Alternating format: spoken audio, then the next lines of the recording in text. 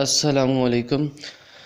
ये political science lecture series का उससे नेक्स्ट लेक्चर है। बेसिकली ये बेसिक्स ऑफ पॉलिटिकल साइंस की एक सीरीज़ मैंने स्टार्ट की है CSS PMS के लिए और बाकी जो IAS वगैरह है उनके लिए।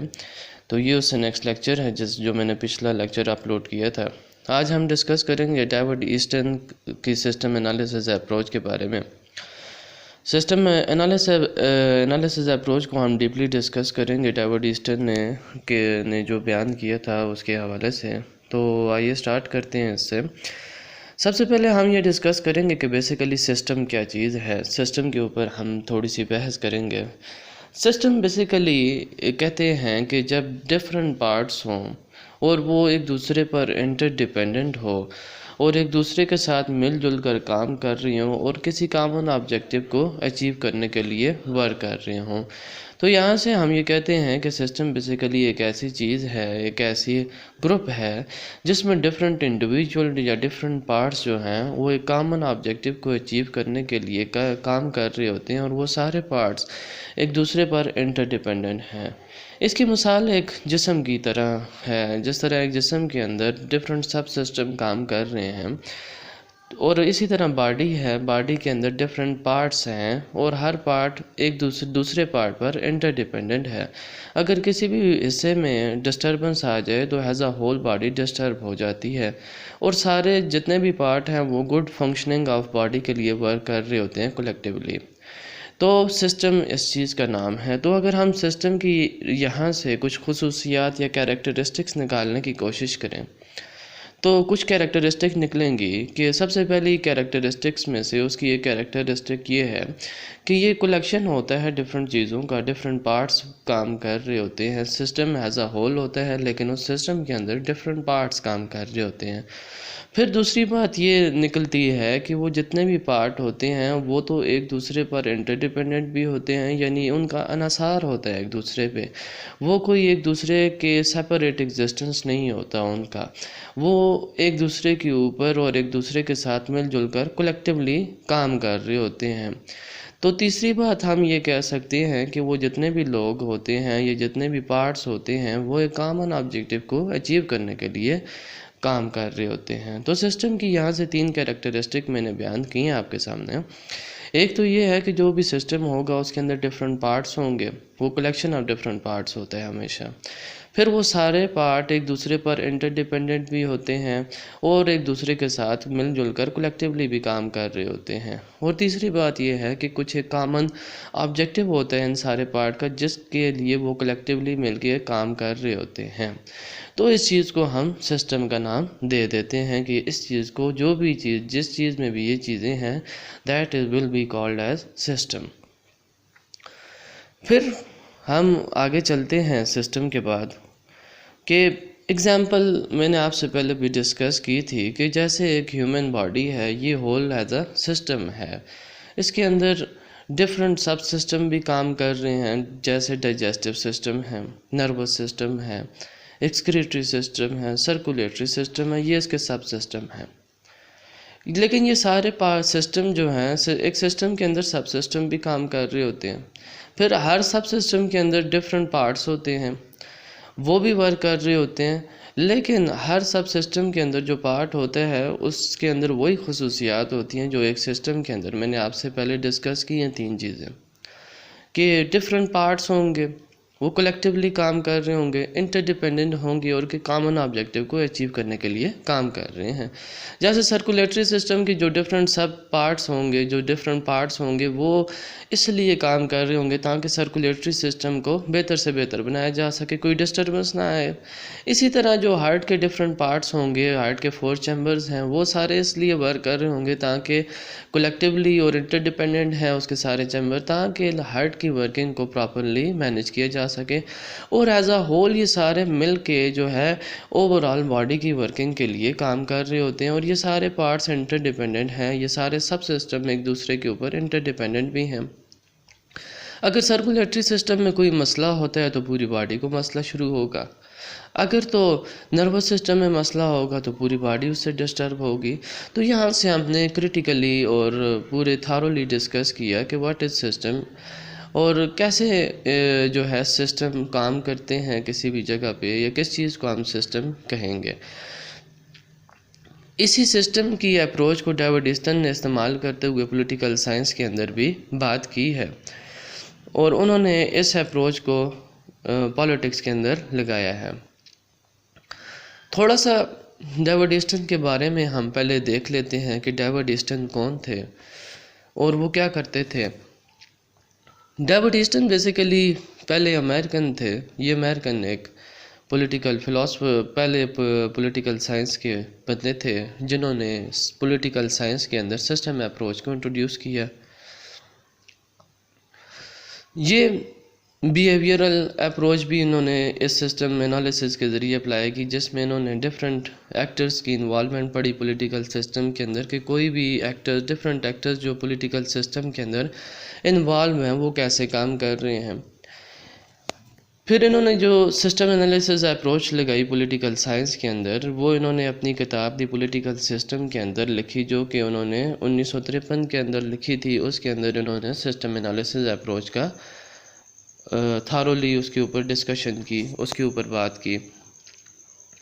फिर उन्होंने एक और बड़ी इंपॉर्टेंट किताब लिखी जिसका नाम framework of political analysis and a system analysis of political life. ये दो किताबें इन्होंने लिखी थी, ठीक है। ये दो डिफरेंट बुक्स हैं, एक का फ्रेमवर्क ऑफ पॉलिटिकल एनालिसिस है और दूसरी बुक का system analysis of political life है। दोनों इन्होंने 1965 में लिखी थी। और फिर 1969 में ये प्रेसिडेंट भी रहे अमेरिकन पॉलिटिकल साइंस एसोसिएशन के। वहाँ पर भी ये एज अ प्रेसिडेंट काम करते रहे। अब डेविड ईस्टन के अगर हम मॉडल की बात करें, उनकी जो इन्होंने सिस्टम में अप्रोच दी है इसके बारे में हम बात करें, तो इनका जो पॉलिटिकल सिस्टम का जो इन्होंने कॉन्सेप्ट दिया है ये बेसिकली 4 चीज़ों पर मुश्तमिल है। यानी ये जो system analysis approach David Easton ने अप्लाई की है, तो इनके पॉलिटिकल सिस्टम के अंदर 4 चीज़ें हम पढ़ेंगे। एक तो ये बात करेंगे इनपुट के बारे में, दूसरी ये बात करेंगे कन्वर्जेंस प्रोसेस के बारे में, तीसरी ये बात करेंगे पॉलिटिकल सिस्टम के अंदर आउटपुट के बारे में, और लास्ट में ये बात करेंगे फीडबैक में। पहले हम इनका मॉडल डिस्कस करेंगे, उसके बाद जो इन्होंने डेफिनेशन दी पॉलिटिकल सिस्टम की वो एंड में हम बात करेंगे, क्योंकि जब तक हम इनके मॉडल को थॉरली स्टडी नहीं करेंगे तब तक हम इनकी डेफिनेशन समझ नहीं आ सकती, ठीक है। तो हम इनकी डेफिनेशन को एंड में स्टडी करेंगे। पहले डेविड ईस्टन के हम मॉडल को स्टडी करने की कोशिश करेंगे। अब मैंने आपसे कहा है कि एक सिस्टम होता है और सिस्टम के अंदर सब सिस्टम भी वर्क कर रहे होते हैं, ठीक है। वो सब सिस्टम भी जो है ओवरऑल सिस्टम का एक पार्ट होते हैं, लेकिन उनका जो सब सिस्टम होते हैं उनका एक अपना भी, जो मैंने एलिमेंट्स ऑफ सिस्टम आपसे बात की थी, उनके वो एलिमेंट्स मौजूद होते हैं। डेविड ईस्टन कहते हैं कि ये जो सोसाइटी एज अ होल है ये पूरा एक सिस्टम है। सोसाइटी एज अ होल एक सिस्टम है, और इस सिस्टम के अंदर डिफरेंट सब सिस्टम वर्क कर रहे होते हैं। जैसे रिलीजियस सिस्टम भी है, इकोनॉमिक सिस्टम भी उस सोसाइटी का एग्जिस्ट कर रहा है, और उसमें पॉलिटिकल सिस्टम भी एग्जिस्ट कर रहा है। तो ये कहते हैं इन सब सिस्टम में पॉलिटिकल सिस्टम एक सिस्टम है जो सोसाइटी का सब सिस्टम है। बाकी तमाम चीज़ों को पॉलिटिकल सिस्टम के इर्द गिर्द जितनी भी चीज़ें हैं वो इनको एनवायरनमेंट का नाम दे देते हैं। यानी society, economic system, religious system, और इसके अलावा सोसाइटी के अंदर जितने भी सिस्टम काम कर रहे हैं, सोसाइटी के अंदर जितने भी सब सिस्टम वर्क कर रहे हैं, उनमें पॉलिटिकल सिस्टम एक सब सिस्टम है। इसके अलावा बाकी तमाम उस पॉलिटिकल सिस्टम के लिए एनवायरनमेंट का काम करते हैं। तो यहाँ तक डेविड ईस्टन बेसिकली, अगर मैं दोबारा इस बात को रिपीट करूँ क्योंकि ये बड़ा क्रक्स है, कि ये कहते हैं कि बेसिकली सोसाइटी एक सिस्टम है, एक फुल फ्लैज सिस्टम है। उस सिस्टम के अंदर कुछ सब सिस्टम भी काम कर रहे हैं। उन सब सिस्टम में उस सोसाइटी का इकोनॉमिक सिस्टम भी आता है, पॉलिटिकल सिस्टम भी आता है, सोशल सेटअप भी आता है, और बाकी भी सिस्टम्स आते हैं। उसमें पॉलिटिकल सिस्टम एक सब सिस्टम है। तो वो सिर्फ पॉलिटिकल सिस्टम के ऊपर बात करते हैं, बाकी तमाम चीज़ों को वो पॉलिटिकल सिस्टम के लिए एनवायरनमेंट का नाम देते हैं। अब एनवायरनमेंट क्या चीज़ है, इसके ऊपर डेविड ईस्टन बात करते हैं ये कहते हैं एनवायरनमेंट वो चीज़ है जो कि बेसिकली पॉलिटिकल सिस्टम को अफेक्ट कर रही होती है और इसके अंदर बहुत सी जो चीज़ें आ रही होती हैं पॉलिटिकल सिस्टम के अंदर, डिमांड्स जिसका वो नाम देते हैं, वो बेसिकली एनवायरनमेंट से आ रही होती हैं। ये कहते हैं एनवायरनमेंट वो चीज़ है जहाँ से जो पॉलिटिकल सिस्टम को इनपुट सप्लाई कर रही होती है। अब हम डिस्कस करेंगे इनपुट क्या होती है। अब एनवायरनमेंट से डिमांड्स आना शुरू हो जाती हैं, ठीक है। एनवायरनमेंट में इकनॉमिक सिस्टम भी वर्क कर रहा है, वहाँ इकनॉमिक डिमांड्स भी आएंगी, बाकी डिमांड्स भी आएंगी, लेकिन हम जब डिमांड्स के ऊपर बात करेंगे तब हमें एनवायरनमेंट की भी समझ आएगी। तो हम बात करते हैं इनपुट्स के ऊपर। इनपुट्स क्या चीज़ है पॉलिटिकल सिस्टम के अंदर? मैंने आपसे कहा है डेविड ईस्टन 4 चीज़ों को डिस्कस करते हैं, जिनमें से पहली इनपुट है, फिर पॉलिटिकल प्रोसेस है, फिर आउटपुट है, और फिर एंड में जो है पॉलिटिकल प्रोसेस कन्वर्जन प्रोसेस है, फिर तीसरा आउटपुट है, और चौथी जो है फीडबैक है। इनपुट पहली चीज़ उनके मॉडल में ये है कि इनपुट के बारे में वो ये लिखते हैं कि इनपुट बेसिकली 3 चीज़ों पर है। डिमांड्स भी आती हैं इसमें, सपोर्ट भी आती है, या एपैथी जिसको कहते हैं। सपोर्ट भी है या एपैथी भी हो सकती है, एपैथी एक अलग चीज़ है।